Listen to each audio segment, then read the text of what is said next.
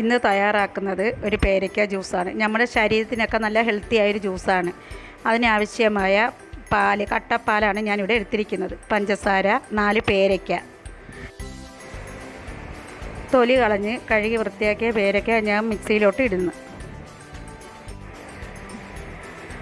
എടുത്ത് വെച്ചിരിക്കുന്ന കട്ടപ്പാലും ഒഴിച്ച്, ഇപ്പോൾ കട്ടപ്പാലും കൂടെ ഒഴിച്ച് അതിന് ആവശ്യാനുസരണം മധുരവും കൂടെ ഞാനിവിടെ 3 സ്പൂൺ പഞ്ചസാരയാണ് ഇട്ടിരിക്കുന്നത്. നിങ്ങളുടെ ആവശ്യം അനുസരിച്ച് മധുരം ഇടാവുന്നതാണ്.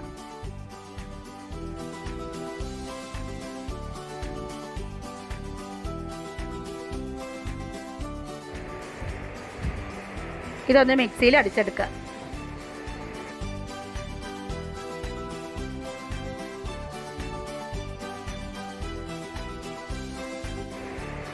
നമ്മുടെ ജ്യൂസൊക്കെ ഇപ്പോൾ റെഡിയായി. മിക്സിയിൽ നല്ലതുപോലെ അടിച്ചെടുത്ത് ഇത് നമുക്കൊന്ന് അരിച്ചെടുക്കാം.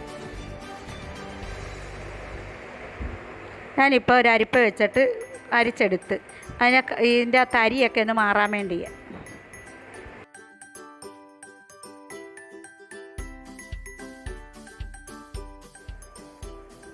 ഞാനിവിടെ ഉണ്ടാക്കിയ പേരയ്ക്ക ജ്യൂസ് റെഡിയായി.